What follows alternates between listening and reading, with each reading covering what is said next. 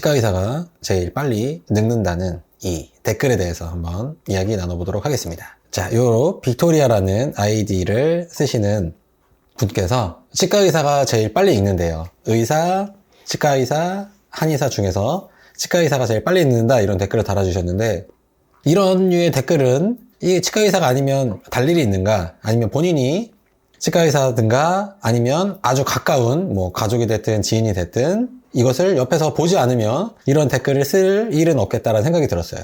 근데 또 이 아이디가 빅토리아라고 되어 있어서 제가 알고 있는, 최근에는 연락을 하지 않았는데 제가 알고 있는 치과 의사 누님이 떠오르게 되었습니다. 왜냐면 그 누님께서 이 빅토리아라는 닉네임으로 저랑 같이 예전에 소통을 했었기 때문이지. 언제냐면 제가 한 2017년도 경에, 요새는 제가 취미로 유튜브를 하고 있지만 당시에는 달리기, 조금 더 정확하게는 마라톤을 제가 취미로 하고 있었던 시절에 저를 이뻐해 주시던 치과를 하시던 누님이 계셨어요. 그 누님이 혹시 이 댓글을 달아주신 거 아닌가 라는 생각이 들어서 제가 요 주제에 관해서 브레인스토밍을 해보게 되었습니다. 자, 2017년도 당시에 제가 마라톤 했을 때 사진이에요. 지금보다 이 당시에는 마라톤을 하려고 식단 조절을 더 칼같이 하던 시절이어서 지금보다 한 8kg에서 10kg 정도가 더 감량돼 있는 상태였습니다. 그래서 제가 이 사진을 오랜만에 보았는데, 이 팔에 써져 있는 숫자는 매 5km마다 내가 몇 분 안에 도착을 해야 내가 목표로 한 기록에 들어갈 수 있는지를 이 팔에 매직으로 썼던 것이고, 지금 제가 이 사진을 오랜만에 봤더니 자세가 좀 불량한 게 눈에 띄네요. 가장 조금 아쉬운 것은 요 오른발, 요 지금 앞쪽에 있는 발에 요 앞발 코가 지금 밖으로 빠져 있어요. 그래서 내가 앞으로 뛸 때 발끝이 내 무릎과 내가 가려는 진행 방향을 랑 똑같이 앞으로 가야 되는데, 지금 이게 사진상으로 약간 그렇게 나온 것도 있기도 하지만 조금 밖으로 벌어져 있어서 이 자세를 좀 교정할 필요는 있겠다라는 생각이 들었고, 이것은 좀 작은 조언이고, 이 결정적인 지금 문제가 있죠. 바로 이 손입니다. 지금 보시면 오른쪽 손이 펴져 있고 이 왼쪽 손목은 지금 이렇게 지금 꺾여 있는 거죠. 이게 지금 이 달리기를 하는 이 당시에는 왜 이렇게 했냐면, 내가 몸을 앞으로 빨리 당겨야 되고 내 마음이 급하니까 나도 모르게 이 상체에 힘이 들어간 거죠. 이 손목을 제가 이 정도로 이쪽 손을 꺾고 이쪽 손은 계란을 지듯이 주먹을 쥐지 않고 지금 손이 풀어져 있다, 이렇게 아주 강직되어 있는 거죠. 요렇게 하고 있다는 얘기는 당연히 어깨에도 힘이 들어갔다는 얘기고, 이 상체에 제가 불필요하게 과도한 긴장을 하고 있다는 것이어서 지금 보니까 요거 자세의 교정이 아주 필요하다라는 생각이 들었네요. 그리고 이 사진은 지금 아주 고화질로 찍어주셔서 되게 속도가 정적으로 보이지만, 이 당시 속도가 제가 기록을 완주했을 때가 2시간 58분이었습니다. 섭3라고 해서 3시간 안에 달리기를 했다는 뜻이죠. 이 사진에서는 그냥 서 있는 것처럼 보이는데, 실제로 요런 상태였다라고 할 수가 있겠습니다. 이게 어느 정도 속도냐면, 마라톤을 2시간 58분에 완주했다라는 것은 어떤 의미냐? 러닝머신, 헬스장에 있는 러닝머신으로 14.3으로 해놓고서 2시간 58분 동안 한 번도 멈추지 않고 계속 뛰었다라는 것이죠. 그리고 제가 달리기만 했던 것이 아니라 또 스쿼트도 근력 운동도 했었기 때문에 그 즈음에 제 스쿼트 1RM이 140kg다. 마냥 달리기만 하지 않았다라는 얘기입니다. 자, 그리고 올해였죠. 23년도 빼빼로데이 날 저희 인천 새마을 어린이집에서 저희 딸아이 대표자 릴레이에서 제가 마지막 주자로 뛰어서 우리 홍팀이 우승했었던 이 감격스러운 장면을 제가 가지고 왔습니다. 안 굴린다는 얘기죠. 건강이 한약 많이 먹어서 간이 엉망이어서 건강이 매우 불량할 것 같지만 이 정도 건강을 가지고 있다라는 이야기입니다. 자, 저는 의치 한중에, 의치는 한의사 대비 연봉이 2배에서 2.5배, 심하면 3배 이상 차이가 나는 돈을 아주 많이 버는 치과 의사 선생님들이 그런 많은 수입을 얻고 있는데, 제가 이렇게 건강을 관리할 동안, 이런 한약 많이 먹어서 간이 안 좋은 한의사가 이렇게 건강을 유지하는 동안에 치과 의사는 어떻게 했는가를 질문을 하고 싶은 거죠. 자, 그렇다면 치과 의사가 의치 한중에 제일 빨리 늙냐? 당연한 이야기입니다. 자, 왜 그럴까요? 자, 저희 한의원 근처에 있는 제가 네이버 지도에서 치과라고 쳤을 때 쫙 나오는 겁니다. 그래서 고대 그룹병원부터 시작해서 저희 한의원 근처에 있는 치과들이 쫙 나왔어요. 그래서 약 15개 정도 대충 세봤더니 뭐 15개, 그리고 요 고대 그룹병원에 있는 치과의사 선생님들은 더 많이 있겠죠. 자, 그런데 저희 한의원에 오는 치과 의사 환자가 한 명도 없다라는 것입니다.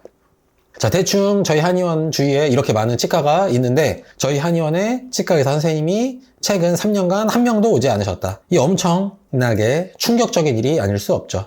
자, 김치들이 인생에서 가장 중요하게 여기는 가치관, 가장 중요하게 생각하는 그것이 1위가 돈이고 2위가 건강인데 한 번도 오지 않았다라는 것에 의문을 품을 수밖에 없다라는 것이죠. 자, 한의사보다 평균 임금이 2배 그 플러스 알파예요. 한의사도 이미 높은데 치과의사는 그거보다 더 높은데 이분들은 과연 그 돈을 가지고 건강에는 사용하고 있는 것인지 제가 질문을 하지 않을 수가 없습니다. 자, 단순하게 치과의사만 이야기하는 것이 아니라 제가 이 명언이라고 해서 이런 이야기를 정말 많이 들었어요. 제가 이 이야기 들을 때마다 절대로 아니라고 항상 이야기하는데, 자, 건강 한 방에 훅 간다, 또는 나는 갔으니까 너도 가지 않도록 주의해라, 이런 이야기를 많이 합니다. 훅, 한 방 이런 단어를 쓰고, 그리고 또 30대가 됐더니 40대가 됐더니 50대가 됐더니 피곤함이나 아니면 건강이 안 좋다는 걸 느낀다. 이 1번과 2번이 다 사실 같은 얘기죠. 뭐 나이 때문이든 아니면 어떤 이벤트가 됐든 갑자기 벌어진다라는 것을 건강의 명언으로 이야기하시는 분들이 매우 많이 있어요. 자, 이거 거짓말이죠. 근데 그분들이 일부러 거짓말을 하는 것이냐? 아니죠. 본인들은 그렇게 생각하고 있어요. 하지만 여기서 거짓말하는 것은 무의식이다라는 점을 지적하는 것입니다. 자, 인생에서 건강을 우리나라 국민들이 돈 다음으로 중요하게 생각한대요. 그리고 어떤 사람이 건강을 등한시하는 뭐 밤에 밤늦게 무엇을 한다던가 무리하게 게임을 밤새 한다든가 아니면 운동을 무리하게 한다든가 그러면 우리 인류가 보편적으로 그것은 잘못됐다라고 이야기를 해요. 왜냐? 우리 모두가 DNA적으로 또는 우리 사회적으로 건강이 중요하다는 것을 알고 있기 때문입니다. 그래서 건강을 챙기지 않으면 그것은 잘못된 행동이다, 비난받을 행동이다라는 것에 대해서는 우리가 모두 동등하게 이야기하고 있어요. 자, 그래서 내가 건강을 등한시했다라는 것은 잘못한 거예요. 그래서 너가 잘못한 거라고요. 네가 아픈 거는 네가 잘못한 건데 그 잘못했다라는 것을 피하고 싶죠. 변명하고 싶죠. 그래서 면피하기 위해서 어떻게 자꾸 이야기하느냐?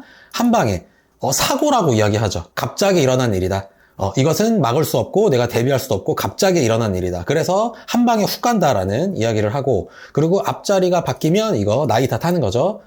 탓하는 거예요. 네 때문인데, 네가 네 몸을 조정하는 사람인데 네가 이것을 수년간, 수십 년간 엉망으로 해왔던 것을 나를 책망해야 되기 때문에 그것을 자꾸 남 탓을 하면서 스스로 자의하는 거죠. 왜냐? 제가 사회적으로 또는 내 가족들에게 아니면 나 스스로도 나는 돈도 많고 여유도 있었지만 나는 건강을 등한시했어 라고 얘기하면 이것이 잘못이라고 모두 다수가 생각하기 때문입니다. 인체는 한 방에 또는 앞자리가 바뀌면 건강이 바뀌지 않습니다. 인체는 무조건 신호를 보내기 때문이죠. 사람은 자동차가 아니라고 제가 항상 이야기하죠. 심지어 자동차도 언덕을 넘을 때 덜컹댄다거나 아니면 내가 주행할 때 엔진이나 또는 본네트나 아니면 어디서든 달그락달그락 소리가 난다든 어떤 신호를 보내요. 물론 갑자기 멈추는 경우도 있죠. 하지만 인체는, 사람은 그렇지 않다. 무조건 신호를 보낸다는 거예요. 절대로 앞자리가 바뀐 날 또는 내가 지금까지 아주 잘 지냈는데 갑자기 어느 날 하지 않는다는 이야기입니다. 자, 건강하다고 이야기하시는 분들이 있어요. 제가 우리 지인들한테 너 잘 자냐? 너 소화는 잘 되냐? 똥 잘 싸냐? 이렇게 평범하게 자주 잘 물어봅니다. 그럼 대부분 그냥 괜찮아. 그래서 제가 환자들한테 물어봐도 괜찮아 이렇게 이야기를 하죠. 자, 수면이 괜찮냐고 물어보면 괜찮아 라고 대답하면 제가 이렇게 얘기해요. 너가 잘 잔다는 것에 인면 시간이 30분 이내냐? 중간에 깨지 않고 7시간에서 10시간 사이를 중간에 한 번도 깨지 않고 연속되게 수면을 취하느냐? 그 잠을 잘 때 정말로 암흑에서 최대한으로 어둡게 암막 커튼 같은 것들을 해서 어두운 상태에서 수면을 유지하느냐? 오늘 스트레스를 받는 상황, 직장 상사가 괴롭혔다, 여자친구, 남자친구와 싸웠다, 아내와 부인과 싸웠다 하더라도 오늘 잘 잘 수 있느냐? 그래도 잘 잘 수 있다면 잠자리가 바뀌거나 내가 여행을 간다거나 자는 위치가 바뀐다거나 아니면 내일 중요한 일이 있다거나 너 잘 자냐? 이렇게 확인을 합니다. 자, 너 가슴 답답하거나 가슴 뛰는 거 없어? 라고 질문하면 대부분 괜찮아 라고 하죠. 자, 스트레스가 받았을 때 내 가슴이 벌렁벌렁 뛸 때가 있느냐? 내 가슴이 답답할 때가 있느냐? 가슴이 쪼이는 느낌이 때가 있느냐? 가슴에 통증까지 간혹 느낄 때가 있느냐? 이렇게 질문하면 또 아닌 것들이 표현이 돼요. 자, 소화가 잘 돼? 그러면 소화가 잘 돼요 라고 이야기를 하죠. 그러면 너가 식당 밥을 한 그릇이라고 쳤을 때 거기서 남이 한 숟갈을 더 먹으라고 했을 때 더 먹을 수 있느냐? 아니면 한 그릇은 먹을 수 있지만 스트레스 상황에서도 똑같이 먹을 수가 있느냐? 아주 정신없이 급하게 먹어야 돼. 그래도 먹을 수가 있느냐? 이 밥을 찬밥으로 먹어도 문제가 없느냐? 이렇게 질문하면 다시 답변이 나옵니다. 몸은 신호를 무조건 보낸다라는 것입니다. 자, 똥 잘 싸냐 물어보면 다들 똥 대부분 잘 싼다고 하죠. 아주 특별한 몇 번 빼고요. 그렇다면 그 똥이 규칙적인 하루에 한 번 또는 이틀에 한 번 바나나 모양으로 시원하게 보느냐, 보고 나서 내가 시원한 느낌이 나고 잔변감이 있진 않느냐. 자, 소변 잘 싸냐라고 하면 소변 다들 잘 싼다고 하죠. 그럼 소변에 거품이 나지 않느냐, 그 색깔은 내가 눈으로 봤을 때 거의 일정하느냐, 그 횟수는 내 주위 동료, 내 친구들과 비교했을 때 비슷한 횟수로 가는 것으로 판단이 되느냐, 밤에 자다가 소변 때문에 깨지는 않느냐, 이런 것들을 물어보게 되죠. 자, 추위 더위도 대단하게 추위를 타는 사람 또는 대단하게 더위를 싫어하는 사람이 있지만, 추위를 탄다 하더라도 너가 추위가 싫다고 했는데 그 추위가 싫다고 하는 게 1년 내내 전기장판 또는 온수매트를 킨다라는 것이냐, 추위가 싫다고 했는데 내 몸에 특별하게 더 춥다고 느껴지는 부분이 있지는 않느냐, 더위가 싫다고 하지만 더위가 싫다고 하는데 더위도 싫고 추위도 싫은 건지,